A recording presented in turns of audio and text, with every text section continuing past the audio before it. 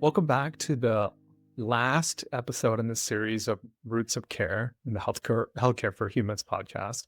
I'm excited to have two new guests, and I'll start it off by asking them to briefly introduce themselves.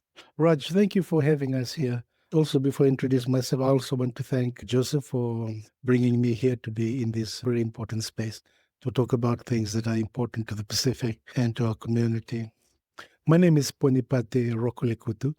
I am an associate professor at the San Francisco State University. I teach Pacific studies, but I often introduce myself in terms of my genealogy. I belong to the genealogy of the Matani Vanua, or the chief spokesman, and we serve the chiefdom of Nailongolamba, and our chief is the Tuikuku. And so an indigenous Fijian from Fiji. Salavalava. It's good to be with Pate, Dr. Ponipate, and also Raj, brother Raj. I'm glad I found out your age now. I can bully you. Anyways, my name is Loingoyo Sefa. My ancestors are from Samoa and Tonga, and I'm from the islands of Upolu and Savaii, from the villages of Waimoso, Lufi, lots of villages. But yeah, native to the South Pacific, to the land and the ocean of the South Pacific. I serve as the executive director of the Oceania Northwest, which is an organization that looks at the social and structural determinants of health that impacts the lives of Pacific Islander families here in the diaspora. And then also we come up with solutions with the community to mitigate and address those determinants of health. Thanks for being here. There's so many things I want to talk about with you all. This audience is primarily consists of healthcare professional clinicians who have been trained, and some would say indoctrinated, on the Western medicine view of health and the body. We've talked a little bit in the prior episodes about just the importance of body itself, because in medicine, there's a separation of mind and body overall, and that affects how we care for people. But specifically in indigenous communities, Pacific Islander communities, there's something else that we're missing when we're talking about health. And even the way you introduced yourselves, there was the ancestral knowledge and history and language that you carried forward that feels important for the community and health. And I think it's connected to colonialism and how that affects the body. But that was the first topic that I wanted to bring up, because so much of Indigenous health and dignity is affected by history. How do you carry forward that history, and how do I talk about it or even think about it for Indigenous communities and their health? Yes, it's a multi-layered question. It's loaded. I love loaded questions. Yes. But when we think about our lives and the legacy of the histories that we came out from, it's multi-layered and complex, and a monolithic solution doesn't work. And I'm appreciative of the approach that you as a medical doctor is taking to go beyond the quintessential diagnosis, the quintessential approach to medicine, and getting into the ethnic, the indigenous, and the colonial history.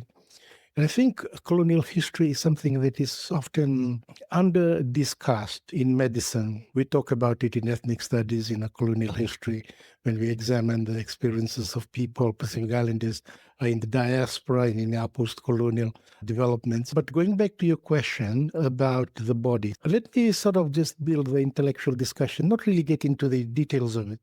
But at the surface level, it's about colonial expansion. It's about territorial expansion, and specifically Western European. It's a project, essentially, of Western Europeans. The colonial expansion, territorial infringement, territorial encroachment. And one of the things about colonialism is multidimensional, it's complex. And so I often talk about colonialism in different projects. That colonialism is a project of land expropriation, a project of land dispossession. Colonialism is a project of militarization. Colonialism is a project of racial denigration and all of that. But central to colonialism is the quest for this thing called land, the quest for land. Land for plantation economies and land for mineral exploitations. And so the Europeans were driven by this agenda, the economic agenda that is predicated in the quest for land.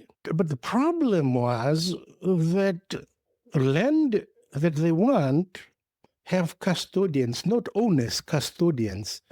Indigenous custodianship over land. That was the obstacle. The obstacle to the colonial project was indigenous custodianship. It was an obstacle because indigenous custodians of land were not ready to give up their land easily, because land is all they have. I love that word, custodians. Land, yes, as opposed to owners. Yeah. Okay, ownership comes from the neoliberal economic colonial capitalistic agenda. You own something, private property rights.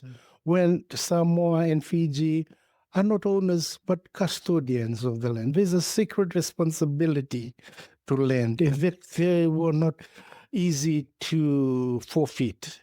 They are not just going to give it up. That is one of the biggest obstacle to the colonial project that the Europeans faced, was the resilience, the determination by the custodians of indigenous land not to give up their land.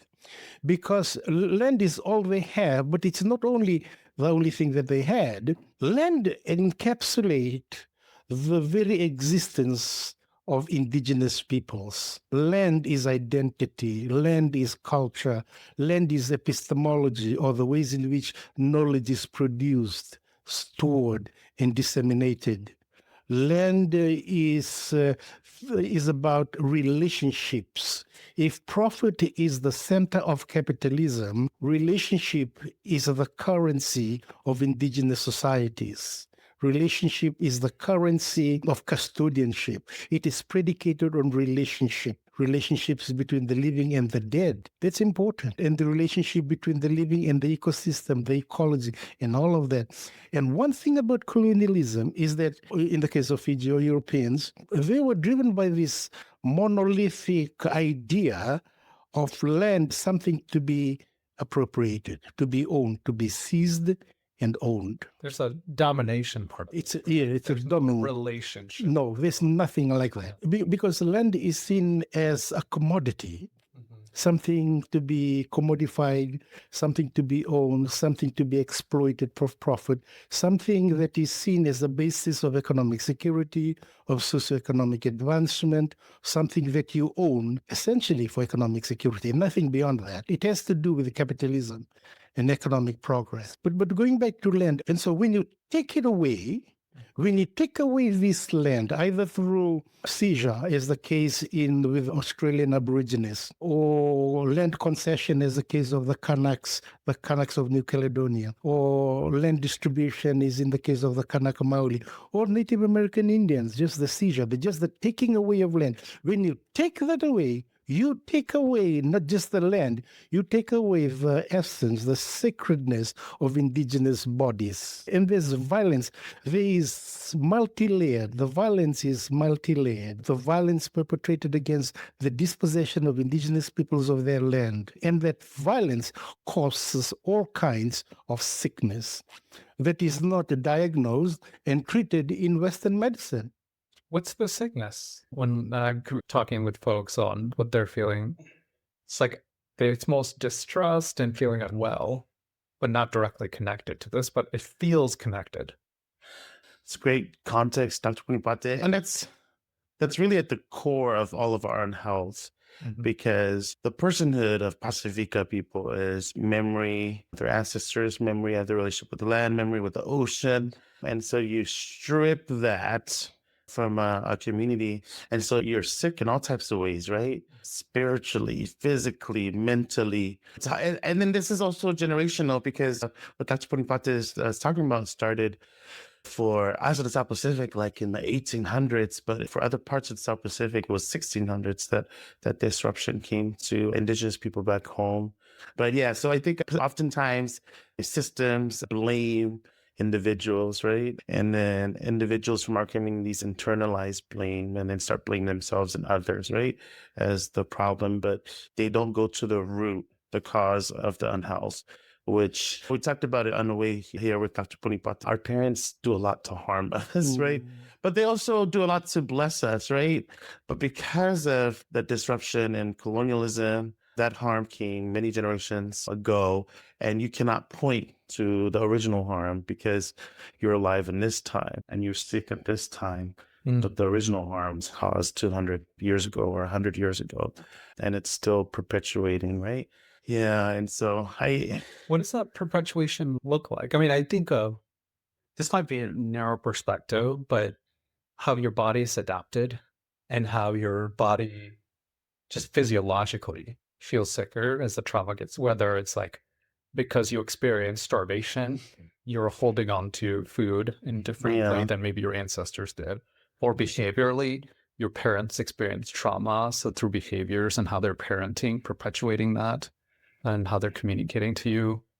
That's what I think of, but maybe that's too narrow. What does that perpetuation look Well, there's also the economic exploitation of the people. Like Dr. Ponipate talks about land displacement. So there's no connection to the food, right? Yeah. There's no connection to the genius that the ancestors had developed over the best foods that will keep us well. And then the spirituality that comes with the food, from growing it to seeing it fruit, and then making sure that the land is okay for many generations to come.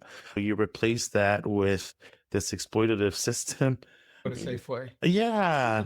And so we're talking about a whole community that's sick.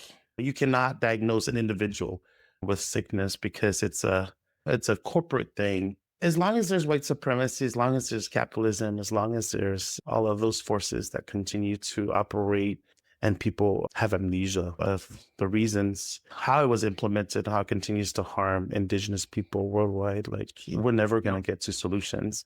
I mean, it's just a good word. I feel like there's no repentance or repair, and it continues to carry forward. And we've talked about this too, and it came out in our prior episode when you label a diagnosis to somebody, it puts the blame on them. You have hypertension because you're not eating well and not exercising, when it's so much deeper than that, and it blames them and absolves everything else.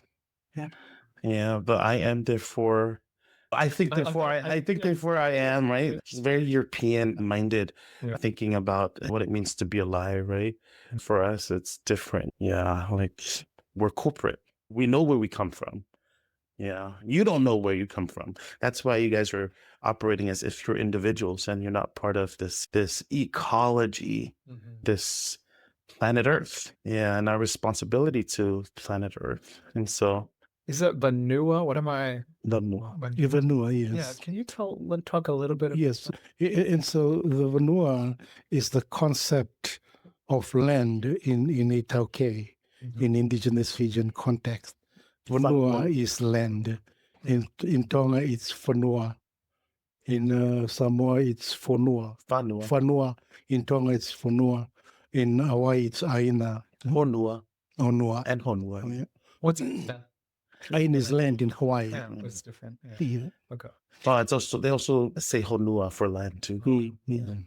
And so Vanua is the concept of land that embraces everything that I alluded to earlier. But I want to clarify this, that the critique for colonialism is not the romanticization of Itauke culture or indigenous cultures. That is not the pretext. That is not the context. Like any other human cultures, there are things that are not right. But colonialism has fractured every aspect of indigeneity. And my critique of colonialism has to do with the fractured identity of the Itauke, of the Samoa, of the Kaitonga. The fractured identity, because colonialism is the vehicle of capitalism. You cannot afford to talk about colonialism without articulating capitalism. These two go hand in hand. They are intertwined. And so colonialism is in many ways the vehicle of capitalism.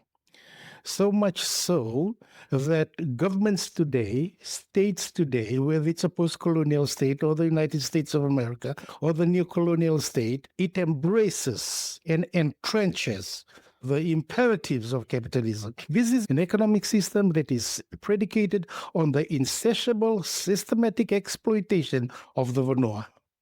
I'll pause there. It's huge. Drop. And when I talk about the Vanua, I talk about relationships. Yeah. I talk about the sacred. I talk about Ponipate Rokolekutu. Yeah. I talk about me. I talk about my body, because this body is connected to land, to Vanua. It is connected to the ways in which our people produce knowledge, store knowledge, and disseminate. This is the body that is fractured. And so capitalism is an economic system that does that. It respects no boundaries. It respects no relationship. And it does not stop at anything. It is driven by this insatiable quest to exploit. And exploit means to take everything from a particular thing until there's nothing else to be taken. That is the ultimate result of this economic system. And now it is exacerbated into this threat, the existential threat of climate change. But climate change comes much later on. We still need to talk and understand about the exploitation, the impact of this evisceration, the gutting. That's what colonialism does. It guts. Guts is to, you open a fish and you take the life out of it. That's what colonialism does. Do you feel like people in Fiji or people who are in United States, Tongan, Samoan, Fijian, they would identify this as the problem? Just direct. I think you all are smart, intelligent. You've done an analysis. You carry the history. Yeah. For people who are living through this, do you think they could name this or identify it? Dr. Ponipate talks about the fracturing, right? Mm-hmm. So part of that fracturing is the spiritual fracturing and the intellectual fracturing, Yes. right? The amnesia, because a lot of our folks were independent states, but the consciousness of the Western man is still alive, and our people now have adopted that as superior to our older ways, right? So even in our spirituality, because of the adoption of white Jesus and Christianity, that has done a lot to harm our people. Mm-hmm. Yeah, and so I just feel like the sickness it's a very expansive sickness, and it's hard to point and say these are the behaviors of the people that have caused unhealth, right? Mm-hmm. Because these are all ways that we're living out this unhealth, right? Here in the diaspora, I think a lot of the work that Pacifica people are doing now, I think there is a awakening that is happening with Pacifica people as we partner with Native people and with African American folks that have experienced centuries of exploitation, racial exploitation, land theft, all of that stuff. And we're starting to create consciousness within our communities as well. You got to think of, they came later, 1800s. So our exploitation isn't as long as sort of islanders who've been exploited for 400 plus years. And so working with those communities to think about ways that they've created cultures of resilience, cultures of survival, resilience, even within these evil, violent structures that dehumanizes everything about who we are. Does that process overwhelm people? Because part of it is like, you feel so powerless as an individual and even as a community against these systems and history. And I wonder if it makes people actually feel worse. It could, Right. because there's a lot of the internalization of racial inferiority is at play with Pacific Islanders. We do a lot to self-soothe, whether it's religion, whether it's substances, whether it's gambling. A lot of islanders gamble, right? But there is a lot of avoidance, which is an internalization of inferiority. But there's also another pervasive sort of resilient idea that we still hold on to, and that's the mana that is inherent in our being, right? Well, at least for me, I'll speak for myself. The things that I do, the work that comes out of my hands, the vibrations that comes out of my being, and the ways that I continue to nourish relationship and build ecology rooted in love, rooted in respect, rooted in creating a village, that also emanates a different life force. Because if their life force is violence, me mimicking violence is not going to be good with our people. We have to be the antidote. And so I think I feel like there's so much work to be done in the Pacifica community, in the diaspora, and our folks back home. But there's not very many people that are helping to create the consciousness raising for our folks. There are a lot of folks that there's a lot of Pacific Islanders that go into nursing, that go into public health, thinking that we can create the changes from within the beast. But in my experience doing community work for the last 30, 40 years, those people become useless because once they're within these systems, once they're in Kaiser Permanente, once they're in Harborview, they are so removed, right? And they act as agents for that institution. Imagine you go to every island family and there's a negligent, health negligence, not just one, many negligent story that they've all experienced with the healthcare system, right? Such a pervasive thing within Pacific Islanders. It's almost normal for us. Yeah, tell me, what do you think? What is the design of healthcare systems that makes it perpetuate this misdiagnosis, delayed diagnosis, poor care? What is it about healthcare system and how it's designed? Well, the healthcare system, to begin with, is a white man's project. It comes from the positionality of white medicine because bodies are different. Bodies are not monolithic, but medicine treats bodies as monolithic. If you have high blood pressure, they give you lisinopril, and they give me lisinopril as well. At times, I may not need lisinopril. At times, I may need my land back. Give me my land back. At times, my lisinopril would be the importance of institutionalizing indigenous forms of knowledge that comes from me. That's right. To be part and parcel of the university learning, to be part of the knowledge that is institutionalized and considered, recognized as part of the knowledge. Hey? But I want to go back to the fractured identity because this is big. See, you as a doctor, you diagnose. Indigenous societies, my body is an indigenous Fijian, isn't it? Okay, is underdiagnosed because nobody's diagnosing it.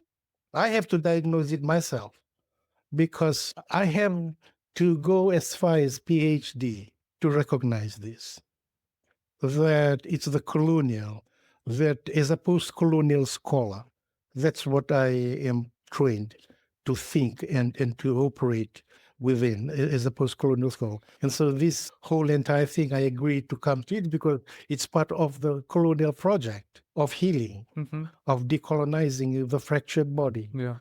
And so when the body is fractured, the knowledge system is fractured. See, this is important.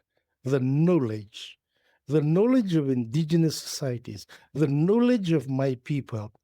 This knowledge was fractured because it was replaced. It was replaced by a Western curriculum and entrenched and justified by a Western religion. And so it comes, and indigenous knowledge, indigenous epistemology have to leave. They have to leave.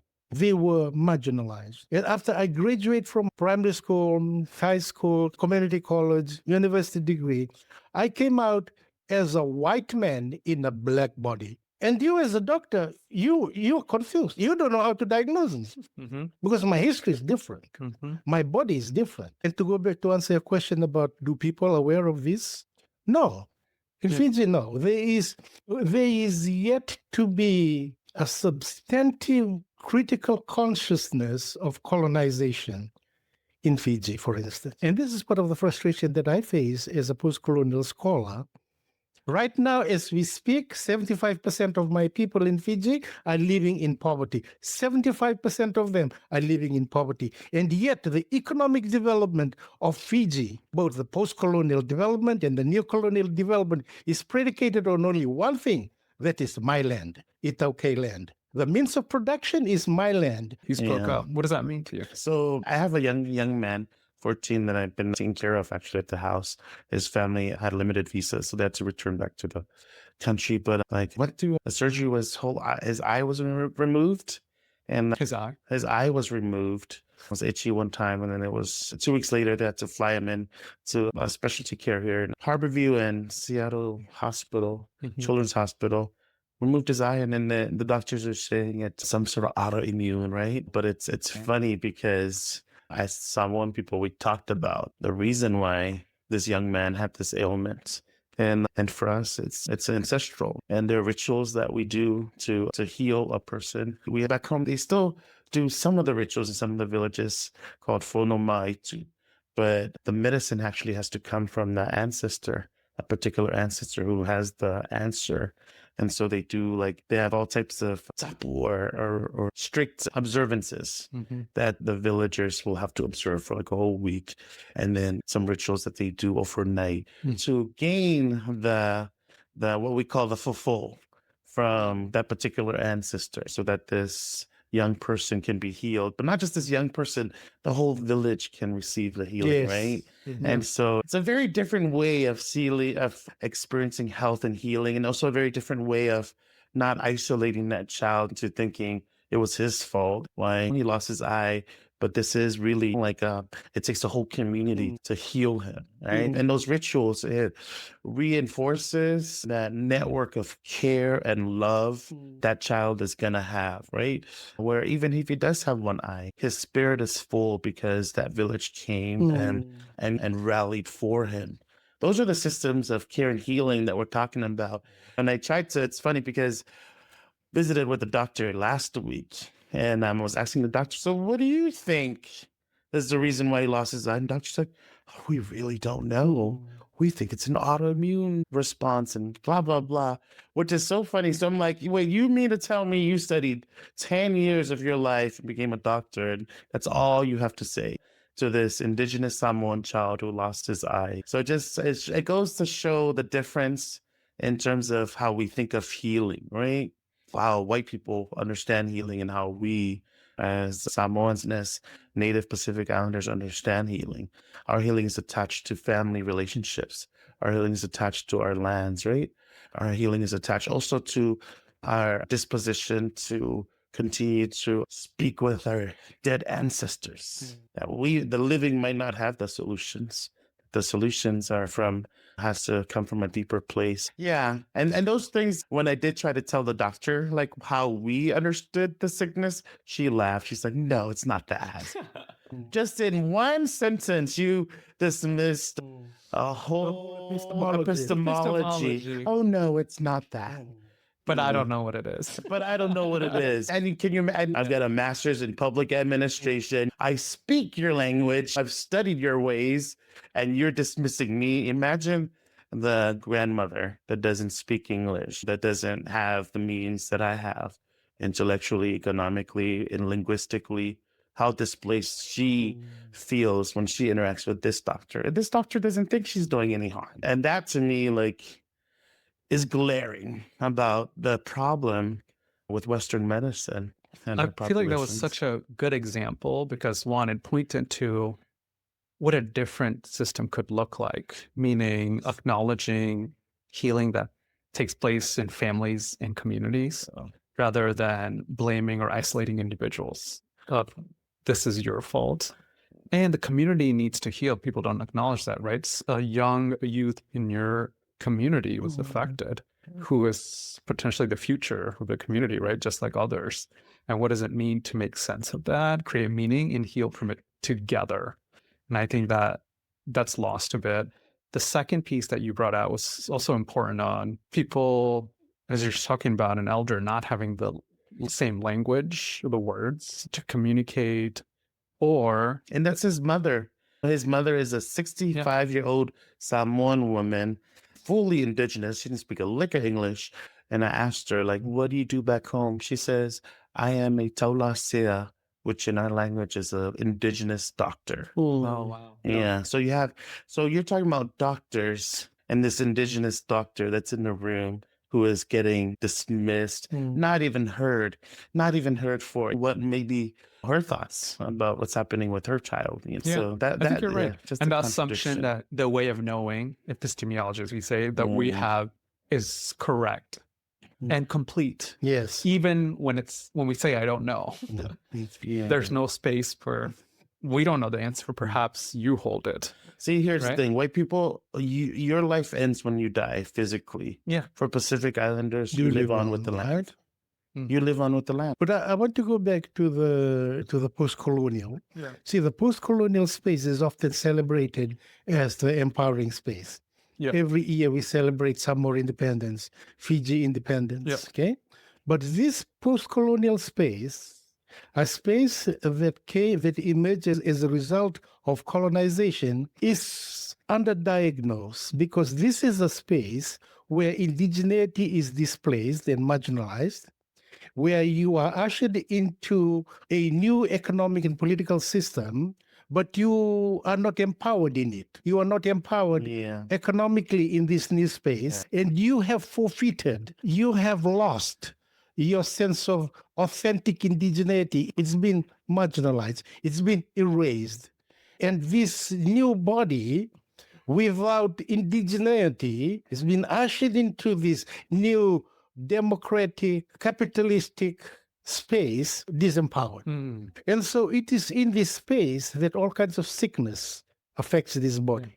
That's actually very important. What does empowerment mean? What's an alternative reality? Sovereignty, indigenous sovereignty, meaning to have the right to control our land. I said the audience was clinicians. I think there's need for awareness and understanding of the core root cause and advocacy and potentially allyship and supporting the work. When a patient comes to me and it's a 20-minute visit for diabetes, what is the best case scenario of what I can bring so at least it doesn't worsen distrust? As you said, it's not small when an elder doesn't feel listened to and dismissed so quickly with just one sentence. That's probably not it. And that harms them in violent ways because then they don't seek care, they don't feel trusted. But what is it in that concrete way that we should start doing now that anybody listening can do? Yeah, I had to walk like my mother through her cancer. She was diagnosed with a rare sarcoma cancer. Anyways, I went to a lot of her appointments when she was here for her care with me, and I saw the difference between the practices that the different doctors have, right? She was closest to her Korean doctor, actually, because the way that her Korean doctor, the way that she, in that 20 minutes, she had so much compassion. You can tell when somebody has been trained in trauma-informed care, culturally competent care, understands that the challenges of people that speak multiple languages and the compassion in which she approached communication with my mother compared to other doctors that she had encountered that did not have any of those things that were kind of lighting up in their brain as they're communicating with my mother. And I wonder, what is it in your training that allows some doctors the discretion to be compassionate and others to just be completely ignorant? I suspect it's the fact that she's Korean American and might have had to take care of members in a community that maybe had similar challenges in terms of linguistic or cultural challenges. But I can't pinpoint as to why she was a more compassionate human than other doctors. But your mom felt it. But my mom felt it, and my mom trusted her, and my mom, and you can tell that there was a deep listening that the doctor did on her end, not just telling stuff to my mom, but she gave the time for my mom to speak and to hear my mom truly. And so I think of the ways that our doctors and those that steward our care continue to study, continue to be engaged in compassionate humanistic studies. This is why liberal studies is very important. I don't want some doctor that's really good, scored 100% in the science lab, but treats people like shit. Doesn't acknowledge the dignity of indigenous people, the dignity of, and also the histories that people, a racialized history that people carry before they enter the hospital. And I think those are so important to have a context, and also know where people come from, and also, I go to Hawaii is not the appropriate response to I am Pacific Islander. I've been to Hawaii. Nobody cares. That often still? Oh, yeah. Yeah, I actually got it last weekend when I was visiting at the hospital with that one person. Yeah, there's just no interest in learning about Black and Indigenous people and their histories. And I think that's one way to earn trust is, hey, you're okay? You're from Fiji? Tell me more. I don't know. Get to know the person. Ask where they come from. And then remember. So your next visit, you're like, okay, you said you're from this. And how was it? Yeah. See, Raj, Joseph mentioned a very important point, a word, dignity. What colonialism does was compromises our dignity. It took it away. Our dignity is not defined by how much money we have in the bank or the wealth that we've accumulated or the degrees that we've earned. But dignity in the context of Vanua, in the context of Oceania, is measured by your relationship to land. It is measured by your responsibility to land, your responsibility to people. It is measured by reciprocity. It is measured by responsibility. It is also measured by one's standing in society. And there's something about the post-colonial space where indigenous peoples inhabit today is the absence of that dignity, the absence of the Vanua, because the Vanua has already been expropriated for real estate development, for tourism, for extractive industries, for all kinds of economic development that does not trickle down to develop the dignity of a people. It's the dignity. You want to heal me? Give me back my dignity. And so the whole fight for decolonization, the whole fight for indigenous sovereignty is to fight for this dignity.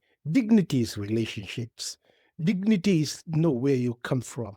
Dignity is to know what your responsibilities are. Dignity is to know where to speak, when to speak, and when not to speak. Dignity is silence. Dignity is Vanua. Dignity is health. Dignity. That's another thing that I think we focus on as Pacifica organizations, as Pacifica groups. We work to build the insights of our people, the consciousness of our people, the confidence of our people. So speak up. Because once they know who they are, they can speak up to their doctor. They can speak up in all the different places where they feel silenced. And so oftentimes our people are so complacent because they haven't had the practice to defeated. Yeah, defeated. And generationally defeated and then nullified by the Christian church. Because and I can't understate the role that the Christian church has done to disempower our people. And so many community members are part of churches. Yeah. And feel passionate about them and advocate for it. Yeah. I don't know how to hold that tension. Well, there's this toxic colonial message that we receive from the churches about forgiveness. Forgive our oppressor. Forgive. And if you show anger, that's a sign of the darkness. That's something that's attached to the devil, to Satan. Yeah. And you will be burned in hell. Yeah. I know. It's like, I was reading something about how much in that view the victim has to forgive. It's so much on the victim. Yes. Rather than the oppressor, the person who caused the harm to own repair and repentance. And what that entails. You know, they brought this exploitative, eviscerating system that disempowers, dispossess, marginalize, dehumanize, demoralize, and all kinds of things, and that takes away the dignity of the authenticity of a people. They did all of that. And then they brought in a religion to say, forgive. Yeah. And so it's like you raped me, you the rapist, you raped me, and you turn around and said, you need to learn to forgive me for raping you. Yeah. And that's literally the experience of survivors of violence. The onus is on survivors to do the work after being harmed. And so whenever some of us do speak out with conviction and passion, it's labeled as anger. The work of decolonization is effective when it is driven by intellect and anger, because you need to be angry enough to fight for something that you believe in. That anger sustains you. It shapes your conviction, it shapes your passion, it shapes your vision. The Black church calls it the prophetic fire. I call it mana. I don't know. I could maybe need a new word.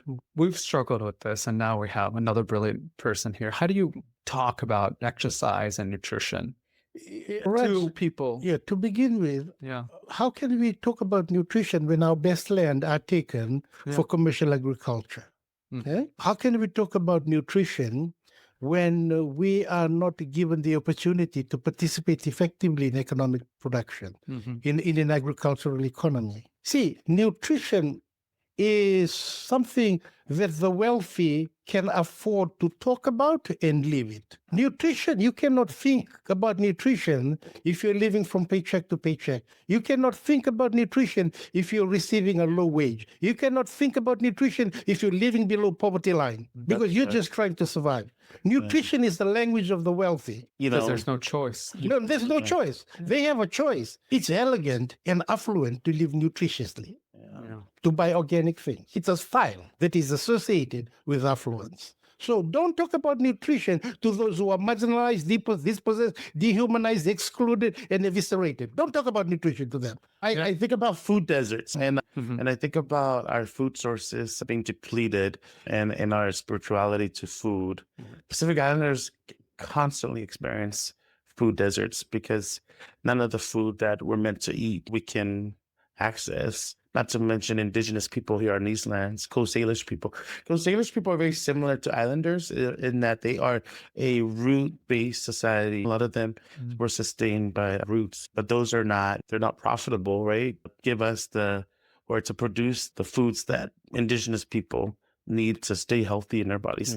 But yet there have been studies that have been done where they've had Pacific Islanders return back to their indigenous diets of roots and fish, and diabetes was actually absent after like a year of people returning back to their foods, to their food, which means that the ancestors knew exactly what was healthiest for our bodies and knew how to work with the land to produce the food that our bodies needed to live healthy and strong. And it's funny because we as a community, we've been told that carbs is really bad, right? Carbs drives us. But carbs is like how our ancestors survived.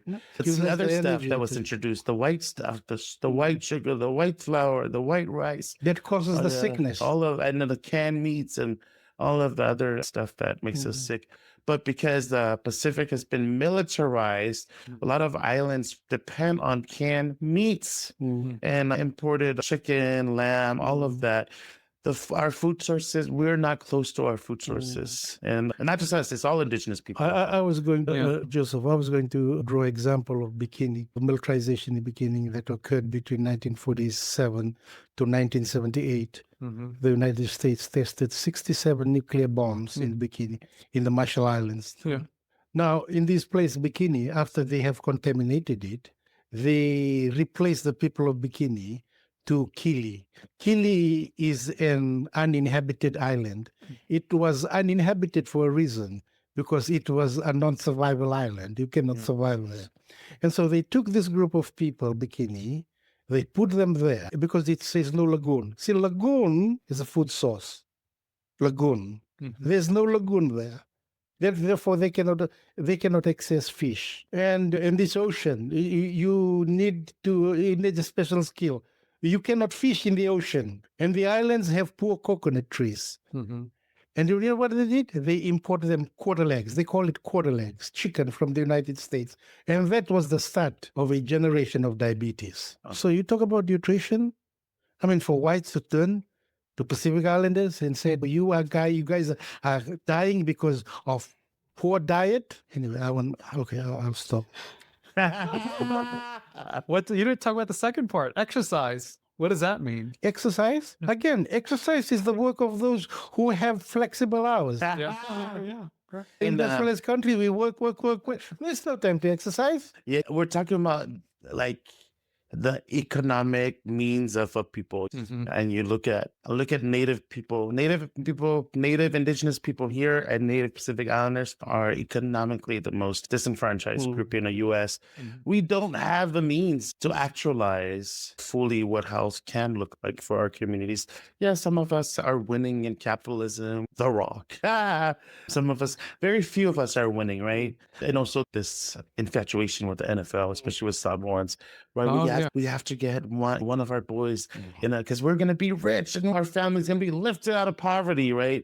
So you have a whole generation of Samoan boys trying to get into the NFL. See, Raj, I exercise daily. Even this morning, I woke up and walk. Okay, I can afford to do that.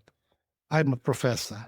I have flexible hours. Okay, and now I hike a lot and I walk, and I hardly see people of color doing the same. I meet a lot of white people in the hiking places, in the hiking spaces. I hardly see physical wellness. But it's not because they're lazy, because they're working. When do you have time to think about nutrition and to think about your health? When?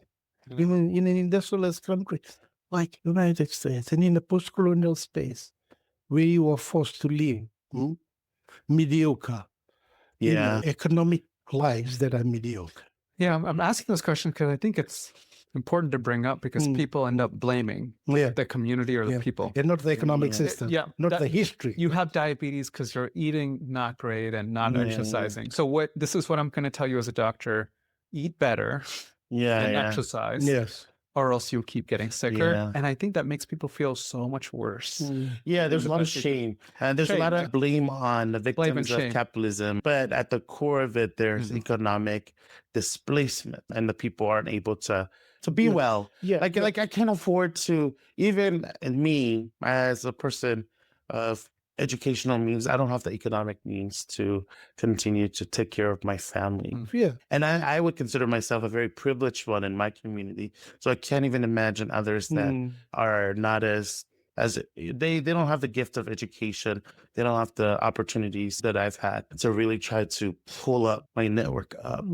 But that's it. I'm trying to pull up my network. It's a lot of work. It's also very tiring for some of us that have to bring up our community because it's like labor day after day after day. So I'm trying to put out the fires. And I'm not no bleeding heart. I have analysis. I know what it's at the root of our unhealth. People think, oh, you guys bring up the history. You guys bring up old things, right? You guys have to take accountability for your lives now. And I'm like, well, easy for you guys. Okay?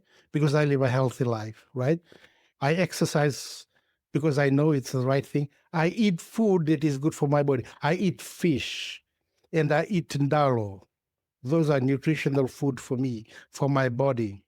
When I eat broccoli and salmon, I feel weak and sick. When I eat fish and ndalo and cabbage, I feel on top of the world and healthy. Yeah. That's interesting. Nutrition too. I tell you in Western medicine, again, people research different diets. Yeah. And the diet that they found in randomized controlled trials, the research was Mediterranean diet. Yeah. Was the most like Mediterranean week. DASH diet. Desert people. So, I was like, we have a desert religion, and like the Christianity is a desert religion. I'm like, we are a tropical people from the ocean, and we have a desert religion that draws parallels to the desert. None of us know what a desert is. And so it's just the dissonance, right? But I was going to say, because you bring up the fact that the audience are doctors and medical professions and some of the tips that you would give them. I always think of like harm reduction as you guys' highest opportunity to engage in our community, because I don't think that healing is going to come from you guys, for our community. But I think harm reduction is probably the route, and there's effective strategies for harm reduction. And I think about our Oceania Healers Initiative program, which was a program that really looked at Pacific Islander community leaders as trusted health messengers, who are the ones that can improve the health conditions of their own families and their own communities. And how do we resource them as the experts? Because I'm not going to be accountable to you, Dr. Raj, but I can be accountable to a member in my community that's holding me accountable, because we have parallel lived experiences and there's trust there. So I'm going to listen to that person, right? And so how do you as medical professions lean into those trusted messengers within the Pacifica communities to be the authority in their own families? So instead of telling somebody, oh, your diabetes numbers is really bad, you should change your diet and this and that, you need to take glucose shots, you tell the boss in the family, which might be the mom or the older brother or the sister, whomever the family has identified as the boss. And they're the ones actually that needs to be equipped with medical knowledge. Hey, if your mother doesn't continue to take her glucose, she's going to die an early death. And then how do you empower that young man to be the one that then stewards the health of his mother? I think about it that way because, and I say this proverb, I said this proverb during COVID. It's fofo alamea, but the crown of fish, a starfish, has both poison and medicine. But it's a Samoan proverb that talks about the healing that is inherent within us, that the healing does not come outside of us. It's already inherent in our DNA. The code to our healing, the medicine to our healing is already coded in our DNA. And so that needs to be enlivened. And how best to enliven that? By giving the resources, right, to the community, empowering that community to then stand up as cultural health hubs, cultural health access points, to have the community be the stewards of health clinics. We see some of those models played out with urban Indian health, federally qualified health clinics, be the ones that are stewarding the health of urban Indians well. And Pacific Islanders in the diaspora, we're very similar to urban Indians. We're very sick like the urban Indians. And so those are probably the better health systems that I think I would lean into as a harm reduction solution. But if we really want to get to resolving the fracturing, Dr. Ponipate has it right. We have to fight for indigenous sovereignty. Food sovereignty. Yeah. Indigenous food sovereignty. Yeah. And it won't just help lift us up. It'll save you. We might actually have the solutions to save you, not the other way around, right? Because Western folks are very sick. Yeah. They don't know that they're sick. You guys might think we're sick because of the disease in our bodies, but there is spiritual sickness with the oppressor in terms of their inability to recognize the indiscretion. Yes. And the history of violence. That's right. Yeah, I think there's important to call out the power. Who has the power to heal?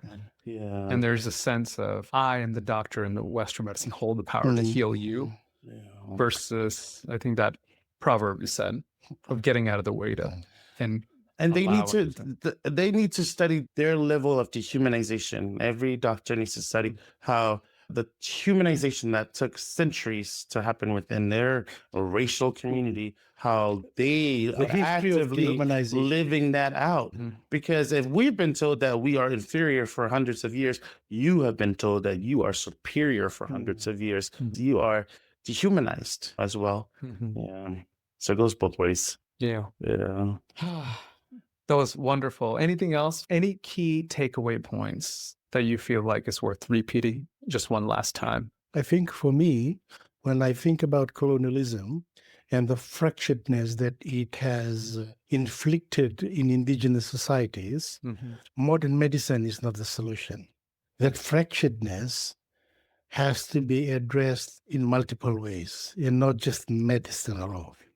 Yeah, and I want to also emphasize that modern medicine is problematic because it is monolithic. It's a monolithic way of addressing sickness and diseases of indigenous societies and also of diasporic people in a metropolitan space like the United States. I'm trying to be free. I'm trying to be well.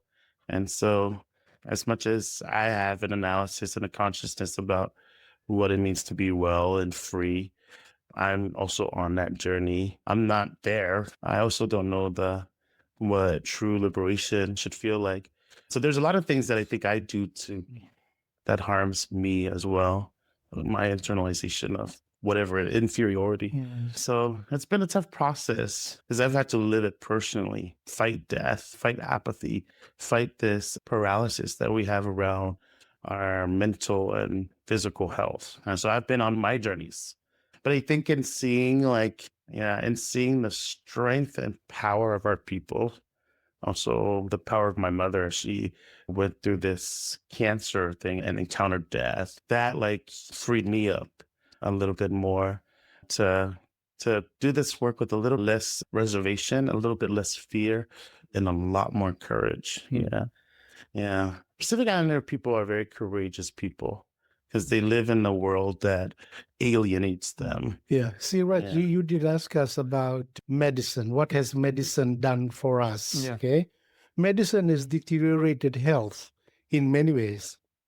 I'll say one thing is, I think a relationship with doctors and nurses are so important, for Pacific Islander people, because we did a Talanoa with you, Dr. Raj and Dr. Malik.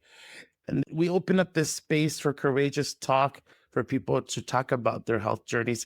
And you could feel like this heaviness in the room. You could feel people unmasking their shame, self-blame around reasons why their members died early death because of health issues. They have internalized blame with themselves, but it was important for them to have access to doctors like yourself and Dr. because help them to really get to the facts, and also to hear from you guys that you guys don't know the answer either. And so it freed them up. And then to hear you guys also bring point to systemic issues too that continues to harm our community. So I feel like those conversations, those relationships are so critical for doctors to have. Dignity, freedom. Yeah. Be connected to the people. Don't be isolated in your own world of medicine and not have a connected to the relationship. vanilla, Yeah. Yeah. A lot of self-work. Thank you. you.